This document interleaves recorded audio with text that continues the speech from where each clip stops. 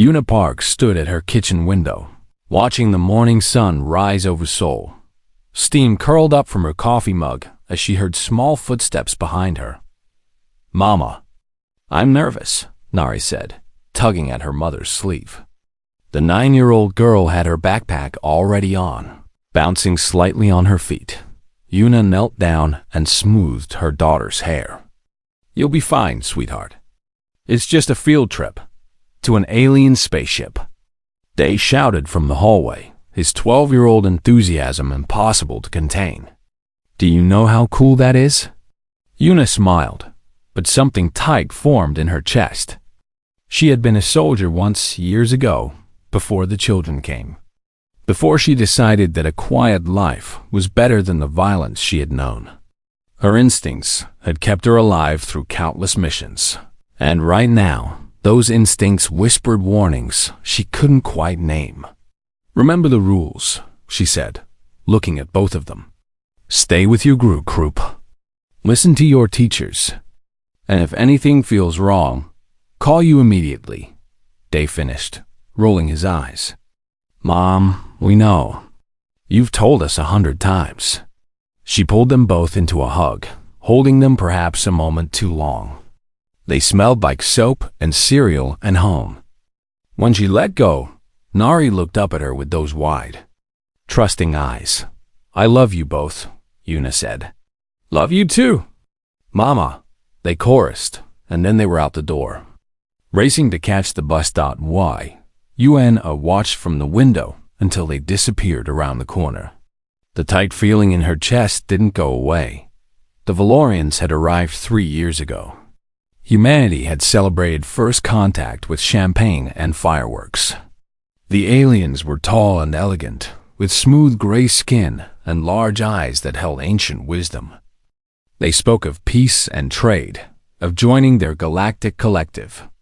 Earth's leaders had fallen over themselves to sign treaties and exchange programs. Una had watched it all with a soldier's caution. She knew that every smile could hide teeth. Her phone buzzed. Jiho was calling. "Morning," she answered. "You feel it too?" Jiho's voice was tense.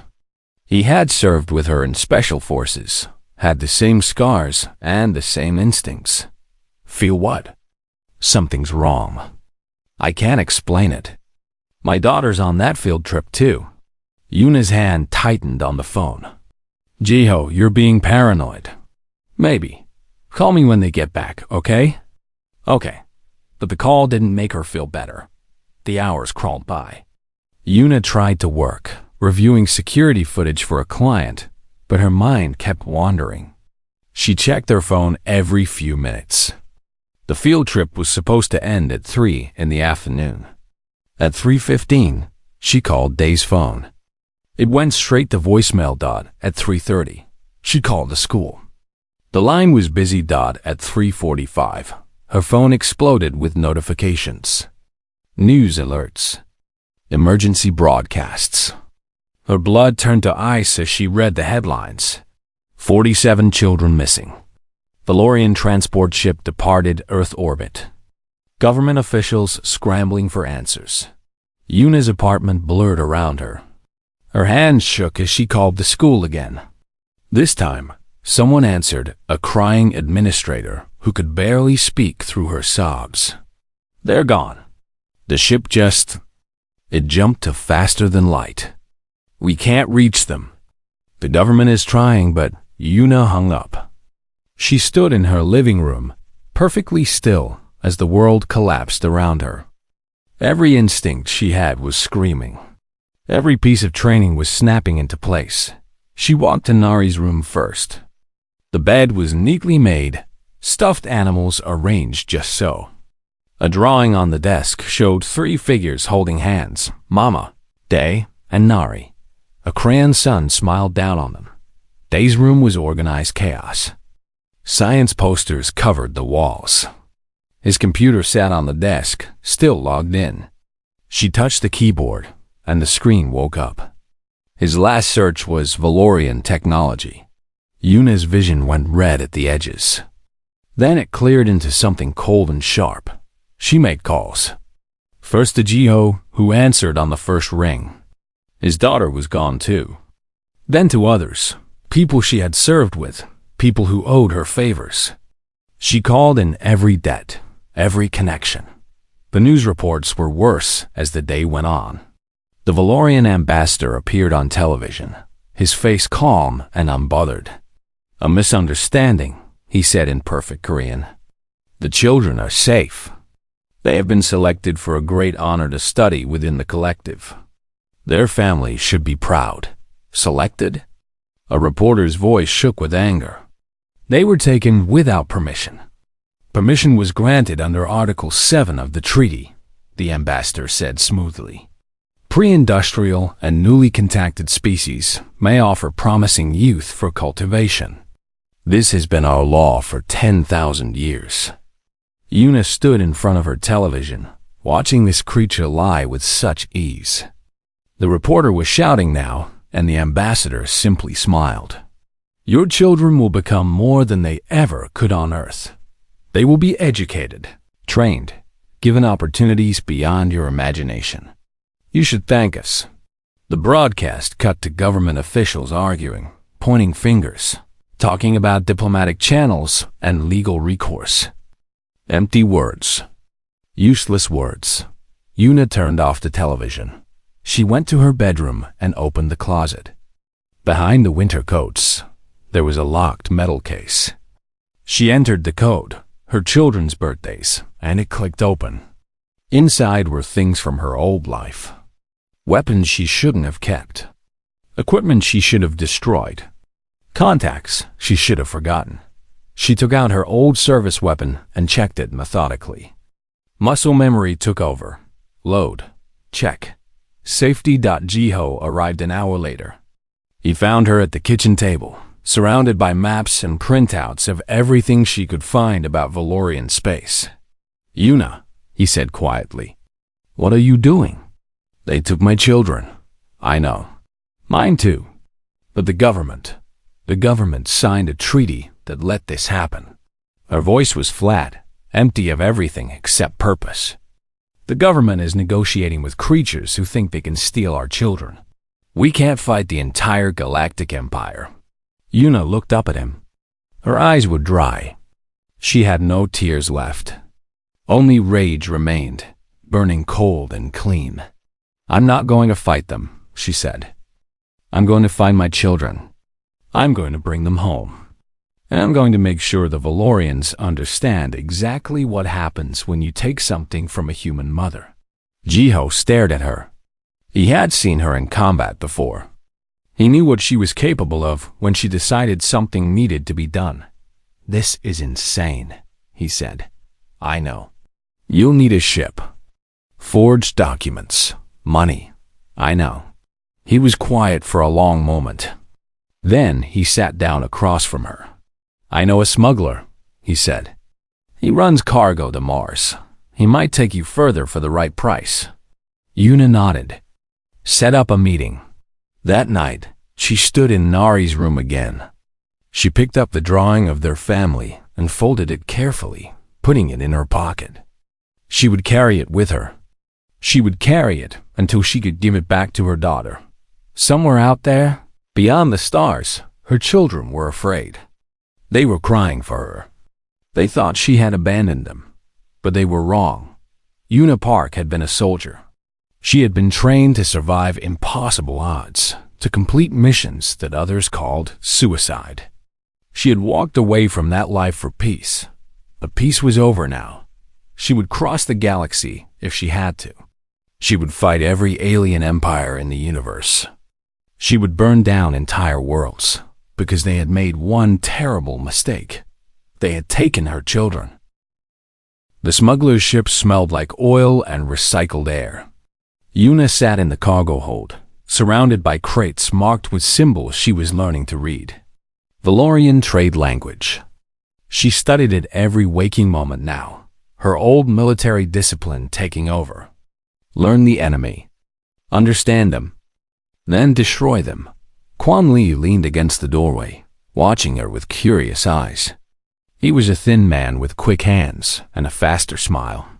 His ship, the The dancing tiger had seen better days, but it was fast and had asked no questions. "You know," he said, "most people who book passage just want to disappear. Start a new life on Mars or the Belt. You're different."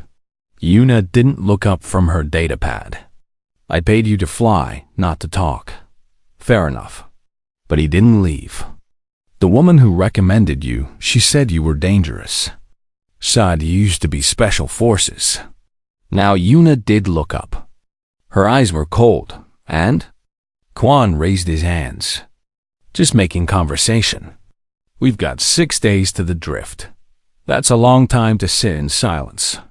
The drift was a space station that existed in the gaps between laws. It was where humans and aliens met to trade things their governments didn't want to know about: weapons, information, passage to places you weren't supposed to go. It was also where Yuna would find her next lead. "Tell me about the drift," she said. Quan settled against a crate, apparently taking her question as an invitation. "It's run by nobody and everybody. Used to be a Valorian mining station, but they abandoned it 50 years ago. Now, it's where the galaxy's unwanted people gather. Smugglers, criminals, refugees. Even some Valorians who don't fit into their perfect empire. Police? None. You cause trouble. Other people deal with you. Usually permanently." He studied her. "What are you really looking for out here?" "My children." The simplicity of her answer seemed to surprise him. He opened his mouth, closed it, then finally asked, "The kidnapping? From the news?" "Yes, that was weeks ago. The trail is cold. Then I'll warm it up." Something in her voice made him take a step back. He had transported dangerous cargo before, but he was starting to realize that Yuna Park was the most dangerous thing that had ever been on his ship. The days passed slowly. Yuna trained in the cargo hold when Quan was sleeping. Push-ups, combat forms, keeping her body ready. At night, she dreamed of Narration day. Sometimes they were calling for her. Sometimes they were silent, and that was worse. She had sold everything. Her apartment, her car, everything she owned except the clothes on her back and the weapons hidden in her bag. The money was converted to credit chips that worked across Valorian space. It would last her 6 months if she was careful. She had 6 months to find her children. On the 5th day, her datapad pinged with a message. The sender ID was scrambled, but she knew who it was. Tainam. He had been a signals intelligence specialist in her unit. Now he did things with computers that were definitely illegal. The message was short. Found something. Check the attached files. Yuna opened the files with hands that shook slightly. Then she started reading, and the shaking stopped. Her hands became steady. Her mind became focused. Tay had hacked into Valorian databases. The file showed ship manifests, cargo lists, destinations. 47 human children. Logged as recruitment subjects. Class 7. Destination: Helix Prime. Purpose: Cultivation Center. 17. She read the term Cultivation Center 3 times before its meaning sank in. They weren't being held for ransom. They weren't political prisoners. They were being trained. Turned into something else. The file included images. Facilities that looked like schools from the outside. But the details were wrong. Bars on windows. Guards at every door. Children of a dozen different species, all wearing identical gray uniforms. Yuna zoomed in on one photo, searching desperately. Then she saw them. Day and Nari, standing in a courtyard. They looked smaller somehow, scared. Nari was holding Day's hand. She sat there for a long time, staring at that image. Then she sent a message back to Tay. "Keep digging. I need security protocols for Helix Prime." His reply came instantly, already on it. The drift appeared on their 6th day like a tumor in space. It was a massive structure, cobbled together from 100 different ships and stations. Lights blinked irregularly. Ships of every size swarmed around it like insects. "Welcome to the worst place in the galaxy," Quan said cheerfully. They docked without incident. Yuna paid him the rest of his fee, then added extra. "What's this for?" he asked, looking at the credit chip. "Keeping your mouth shut about where you took me." He pocketed the chip. "Never saw you. Don't know your name." But as she was leaving, he called out, "Hey, whatever you're planning, good luck. I hope you find them." Yuna nodded once and stepped into the drift. The station was chaos. Dozens of species crammed into corridors that smelled like sweat and cooking food and things she couldn't identify. She kept her head down and her hand near her concealed weapon. Nobody bothered her. She looked like she knew where she was going. The address Tay had given her led to a bar called the Broken Comet. It was dark inside, lit by bioluminescent panels that flickered like dying stars. Yuna found a corner booth and waited. Myra Song arrived exactly on time. She was a tall woman with scars on her arms and eyes that had seen too much. She sat down across from Yuna without a word. "You're the one asking questions about cultivation centers," Myra said. "It wasn't a question. I am. Dangerous questions. People who ask them usually disappear. I'm hard to kill." Myra smiled, but it didn't reach her eyes. "I believe you. Why are you asking?" "My children were taken. I'm going to get them back." The smile faded. Myra leaned forward, her voice dropping. "Listen to me carefully. I'm a bounty hunter. I've seen things that would break most people. I've been to 17 different systems. And I'm telling you, nobody gets their children back from cultivation centers. Nobody. I will. You don't understand. The Valorian Empire has been doing this for thousands of years. They take children from weaker species, train them, break them, turn them into servants, soldiers, entertainment. It's legal under their laws. It's protected. Entire fleets guard those facilities. Then I'll go through the fleets." Myra stared at her. Then she laughed, sharp and bitter. "You're insane. Probably." They sat in silence for a moment. Around them, the bar hummed with alien conversations. A fight broke out near the entrance, and nobody intervened. Finally, Mira spoke. "I was taken once. When I was 7. From a colony world. They kept me for 3 years before I escaped." She rolled up her sleeve, showing a brand burned into her skin. "Valorian symbols. This is what they do. They mark you as property." Yuna's hands clenched into fists under the table. "I escaped because I was lucky," Myra continued. "Because a transport ship crashed and in the chaos, I ran. Most don't get that chance. Your children, if they're in a cultivation center, they're locked down tighter than any prison. Then help me break them out."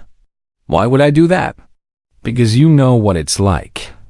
Because you escaped, but you left others behind. Because maybe you want to hit back at the empire that did this to you."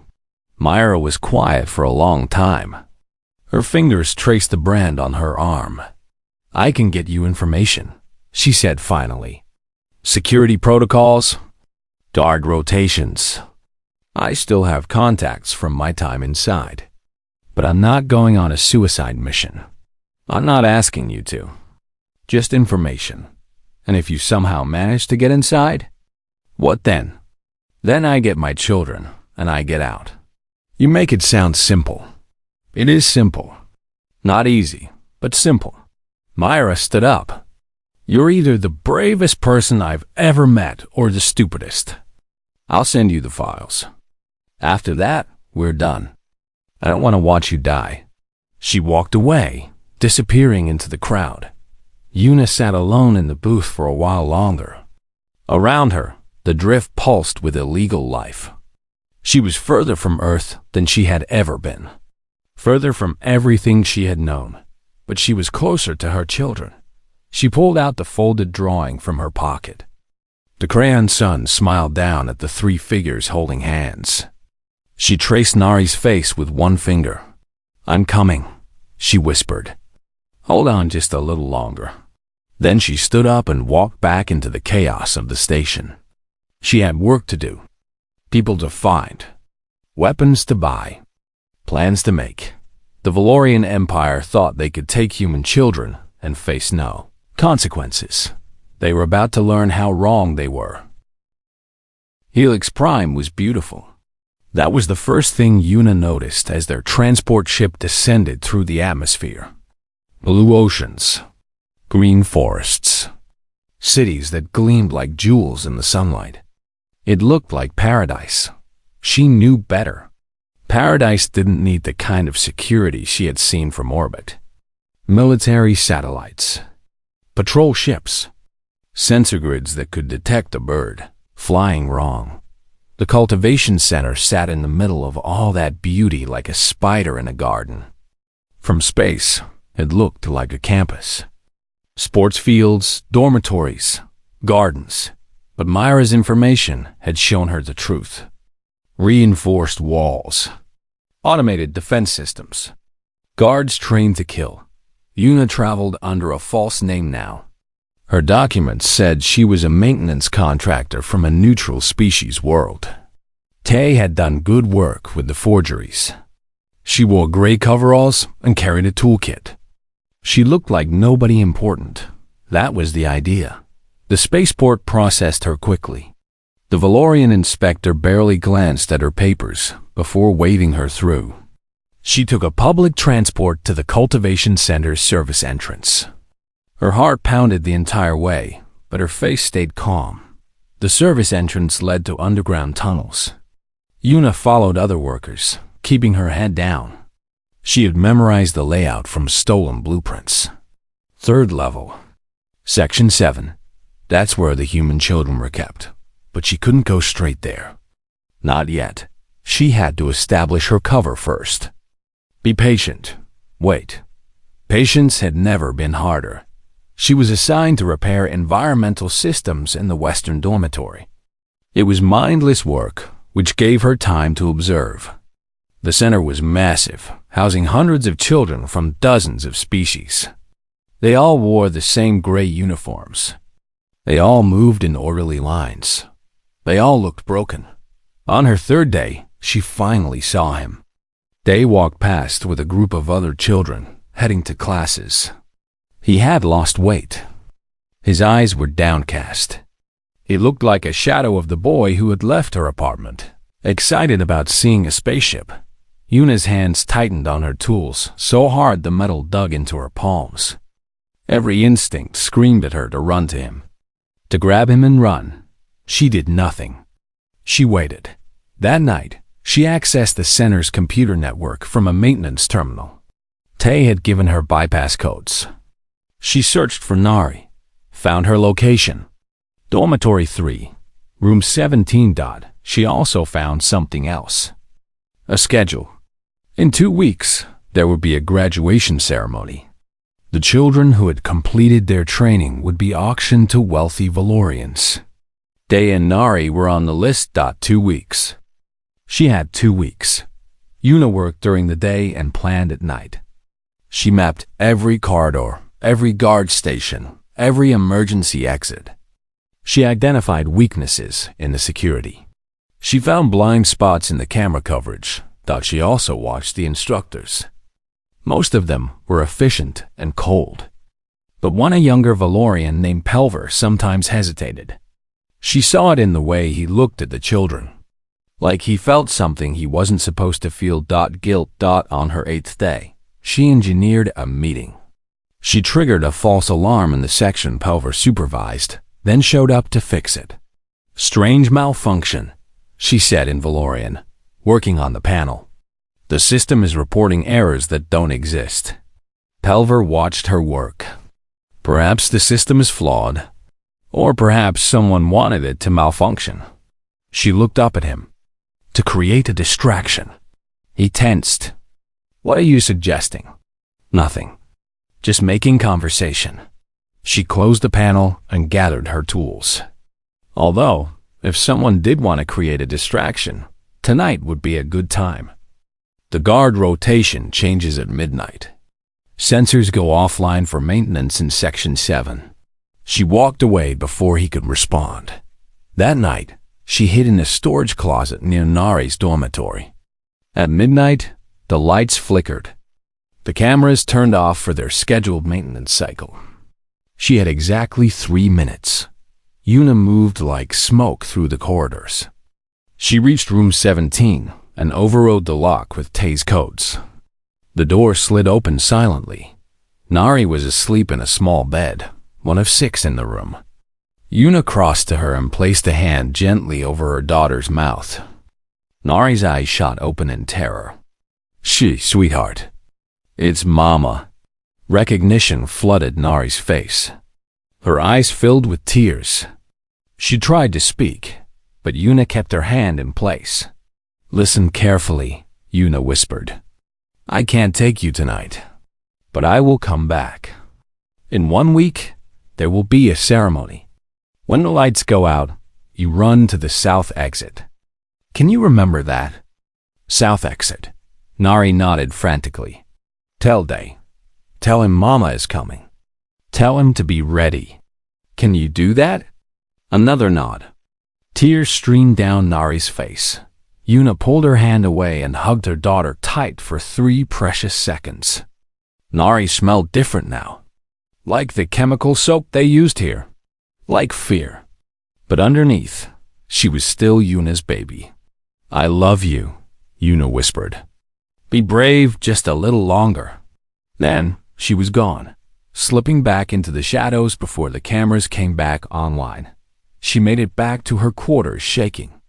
She had seen her daughter, touched her, but leaving her there was the hardest thing she had ever done. The next day, she found a note slipped into her toolkit. Just 2 words in Valorian script, I'll help. Pelver. They met in a maintenance shaft, speaking in whispers.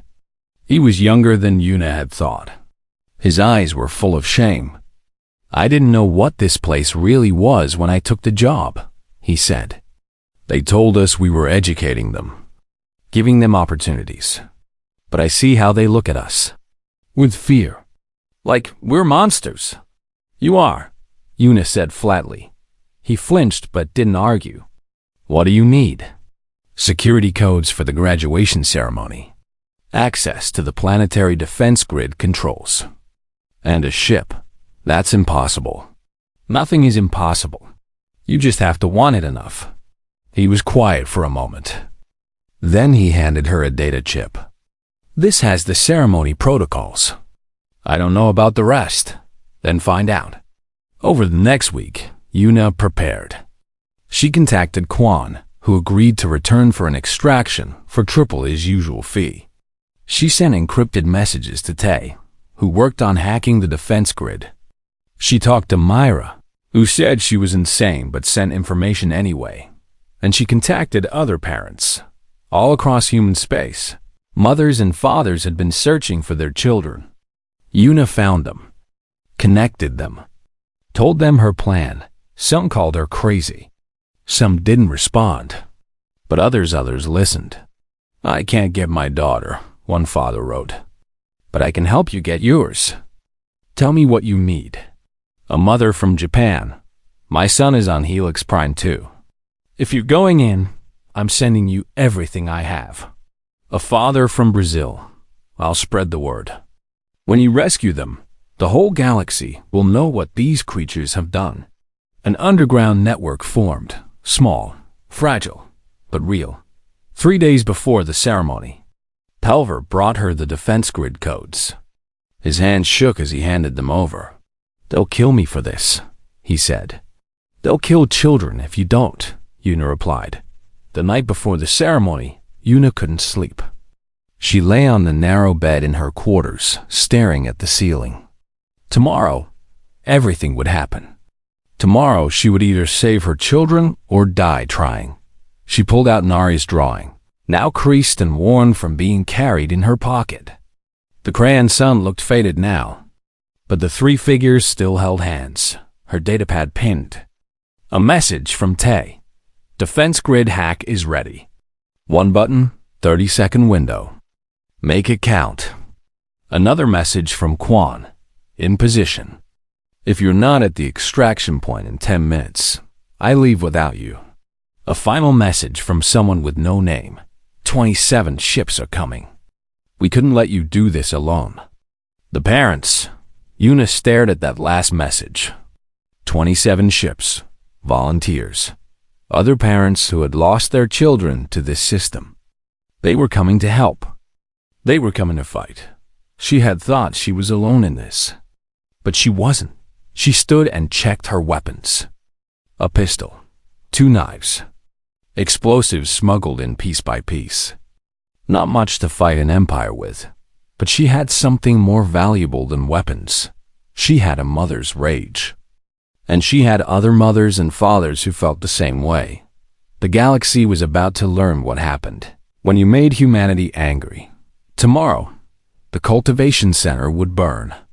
Tomorrow, the Valorian Empire would bleed. Tomorrow, children would go home. Yuna lay back down and closed her eyes. She needed rest. Tomorrow would be the hardest day of her life. But at the end of it, she would hold her children again. Or she would die trying. Either way, the Valorians would regret ever learning Earth's location. The graduation ceremony began at noon. Yuna watched from a maintenance gallery high above the main hall. Below, rows of children stood in perfect lines. They wore white robes instead of gray uniforms. They looked like offerings. That's exactly what they were. The hall was filled with wealthy Valorians. They sat in comfortable seats, sipping drinks, talking casually, looking at children like they were merchandise. Because to them, that's what these children were. Yuna's finger rested on the detonator in her pocket. Not yet. Wait for the right moment. Director Qualis walked onto the stage. He was an old Valorian with skin like weathered stone. His voice echoed through the hall as he began his speech. Welcome, honored guests, to another successful graduation. These young beings have been molded into perfection. They are skilled, obedient, and ready to serve. Let the presentations begin. One by one, children were brought onto the stage. Their skills demonstrated. Their prices called out. Yuna watched with cold fury as alien buyers raised their hands, claiming ownership. Then she saw them. Day and Nari walked onto the stage together, holding hands. They looked so small under those bright lights. These are special, Qualness said, his voice proud. Humans from Earth, remarkably adaptable. The boy has exceptional technical skills. The girl has tested high for empathy and service. Together or separate, they will make excellent additions to any household. The bidding started. Numbers climbed higher and higher. Yuna's vision went red at the edges. A Valorian woman raised her hand. I'll take them both. 20,000 credits. 25. Another voice called. No. No more waiting. Yuna pressed the detonator. Explosions rocked the building. Not enough to kill anyone. She had placed the charges carefully, but enough to create chaos. Lights flickered and died. Emergency alarms screamed. The wealthy Valorians panicked, pushing toward exits. In the darkness, Yuna moved. She dropped from the gallery, landing on the stage. Guards rushed toward her.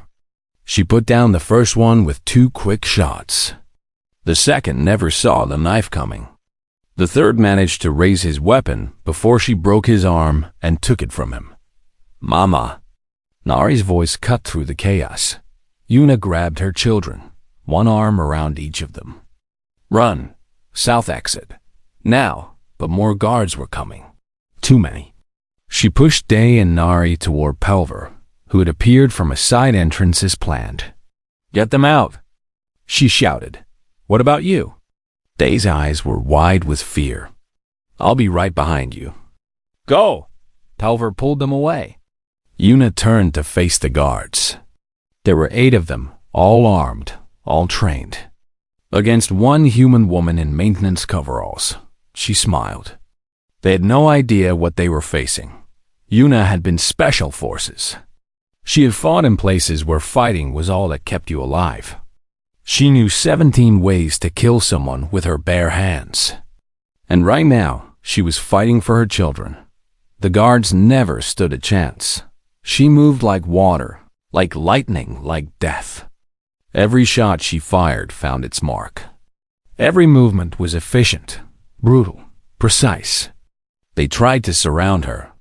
She used that against them, making them hit each other. One guard tried to call for backup. She threw a knife that buried itself in his communicator dot in 90 seconds. All 8 were down. Yuna ran after her children. Behind her, more alarms were going off. The building was evacuating. Perfect dot. She found Pelver and the children at the south exit. But there was a problem. More guards were approaching from outside.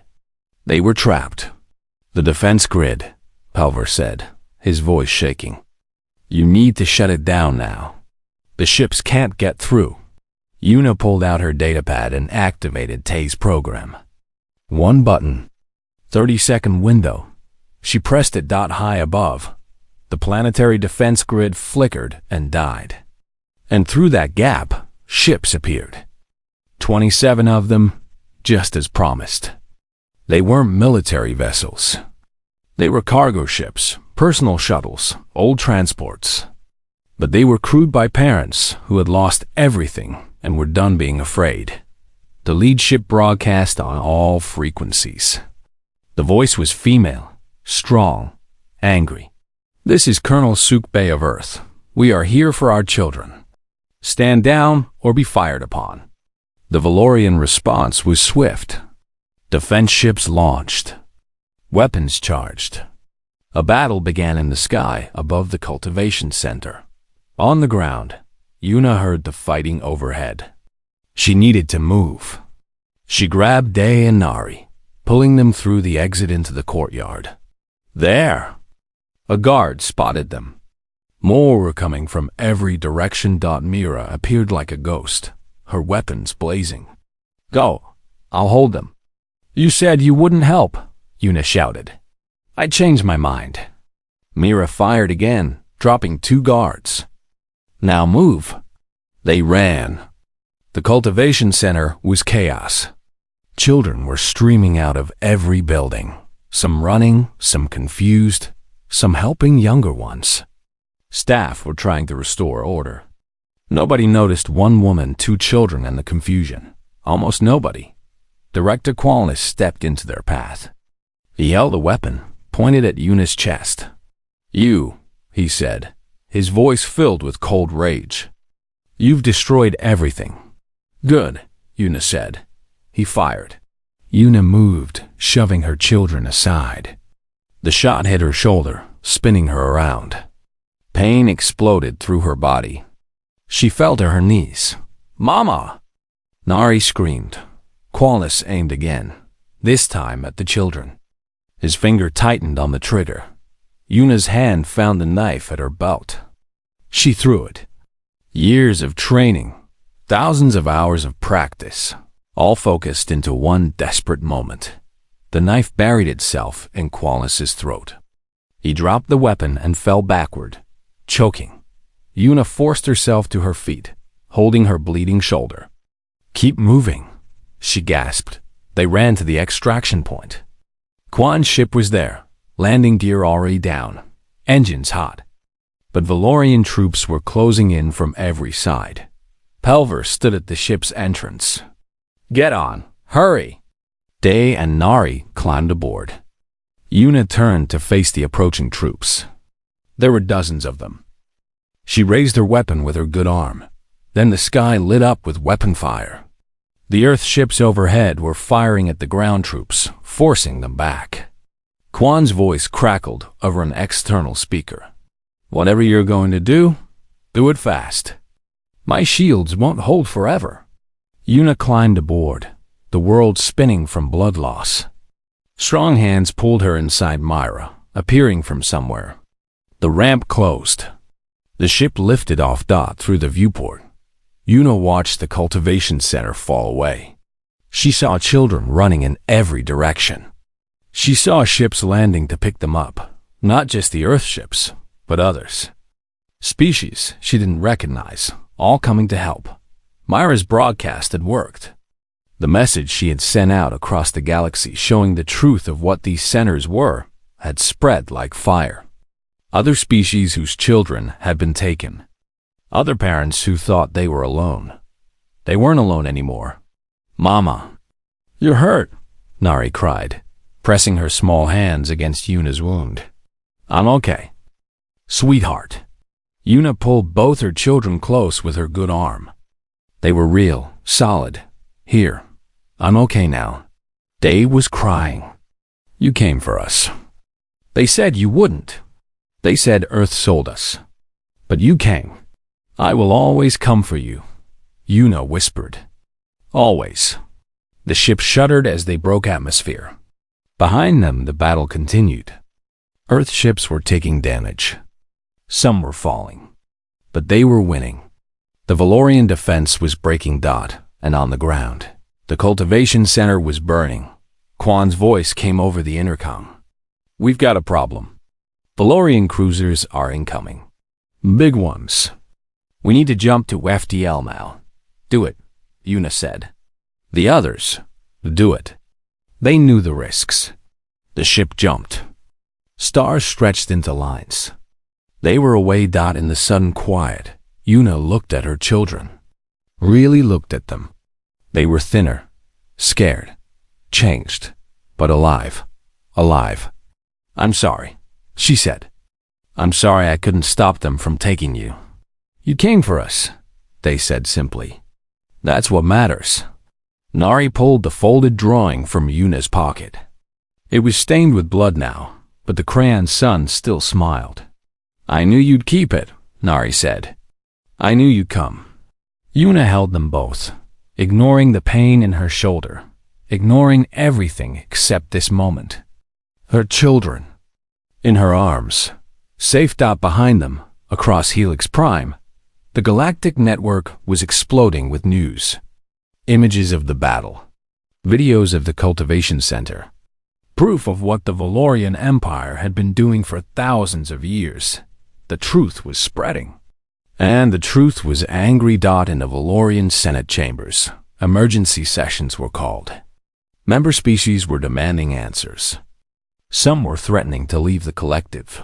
Entirely. The Empire was fracturing. And it had all started with one mother who refused to accept that her children were lost. Yuna closed her eyes. Her children's warmth against her, and for the first time in weeks, she let herself feel something other than rage. She felt hope. 6 months had passed since Helix Prime. Yuna stood in her new apartment in Seoul, watching the sunrise through the window. Her shoulder ached where the shot had hit her. It always ached when it rained. A permanent reminder of the day she got her children back. She didn't mind. Small price to pay. Behind her, she heard movement. Nari shuffled into the kitchen, still half asleep. She was getting better about sleeping through the night. The nightmares were less frequent now. "Morning, Mama," Nari said, climbing into a chair. "Morning, sweetheart." Yuna poured juice and set it in front of her daughter. "Is your brother awake?" He was up all night again, working on that program. Yuna frowned. Day had thrown himself into his studies since they returned. Coding, hacking, learning everything he could about Valorian systems. She understood why. Knowledge was power. Knowledge meant never being helpless again, but he was 12. He should be playing games, not preparing for war. "I'll talk to him," she said. The world had changed since Helix Prime. The video footage had spread everywhere. Humans saw what had been done to their children. But more importantly, the galaxy saw it too. Species across the Valorian collective learned that their children had been taken as well. Some for decades. Some for centuries. The outrage was immense.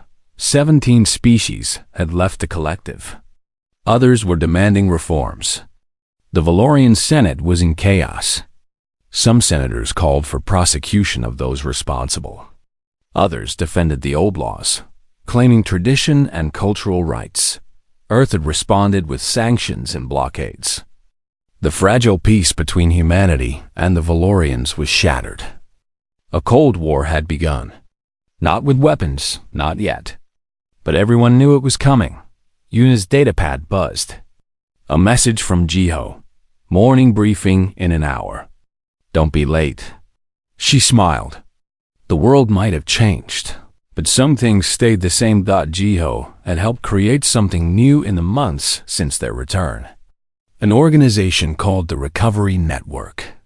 Its mission was simple: find every cultivation center. Free every child. Bring them home.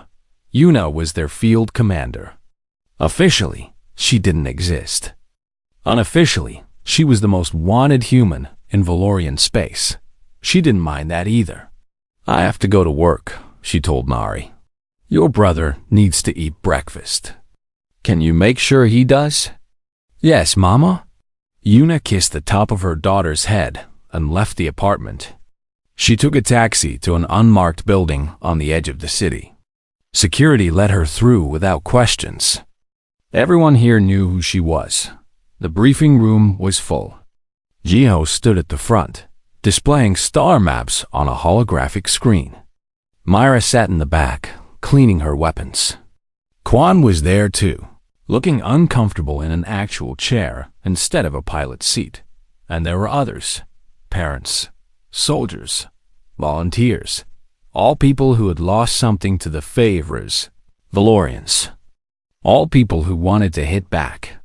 Good morning, Jiho said when Yuna entered. We've located another center. This one is on Kelvin 7, a mining colony.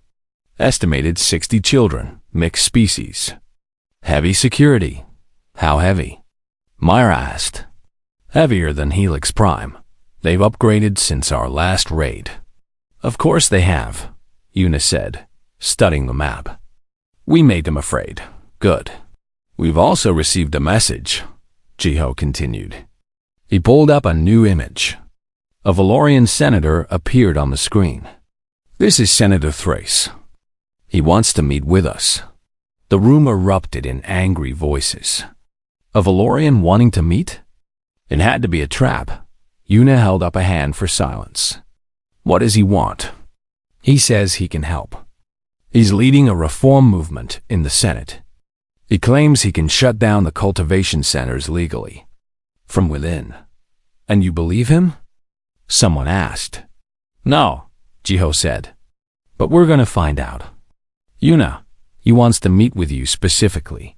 Everyone turned to look at her. Yuna studied the senator's face on the screen. He looked old, tired. His eyes held the same guilt she had seen in Pelver's eyes. Set up the meeting, she said. Secure location. Full security. If it's a trap, we kill him and leave. Later that week, Yuna sat across from Senator Thrace in a neutral station between Earth and Valorian space. Mira stood behind her, weapons visible. Quan waited on the ship, ready to extract them at any sign of trouble. Thrace looked even older in person. He sat with his hands folded, not meeting her eyes at first.